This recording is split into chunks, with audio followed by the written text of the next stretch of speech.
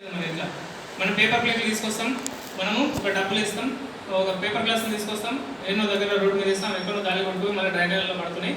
So దానివల్ల ఏదో మన పశువులు తినడం, వాటికి ఏదైనా రోగాలు రావడం, ఈ విధంగా ప్లాస్టిక్ వల్ల మనకు నష్టాలు ఎక్కువనే కాబట్టి అటువంటి సందర్భంలో మనం ప్లాస్టిక్ ప్లేట్లు కానీ ప్లాస్టిక్ గ్లాసులు కానీ వాడకుండా కేవలం స్టీల్ గ్లాసులు వాడడం వల్ల మనకి ప్లాస్టిక్ అనేది తగ్గించడానికి అవకాశం ఉంటుందనే ఉద్దేశంతో మన గ్రామ పంచాయతీ తరఫున ప్రస్తుతానికి ఒక 50 ప్లేట్లతో మనం ఈరోజు ప్రారంభం చేస్తున్నాం.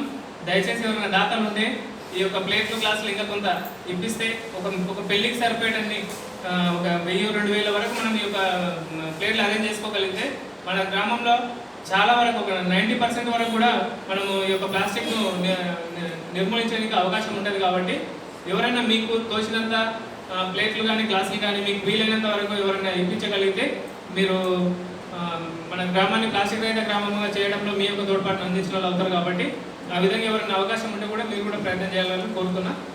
ఈ యొక్క స్టీల్ బ్యాంకు సంబంధించి మన ఎంపీడీ సార్ గారు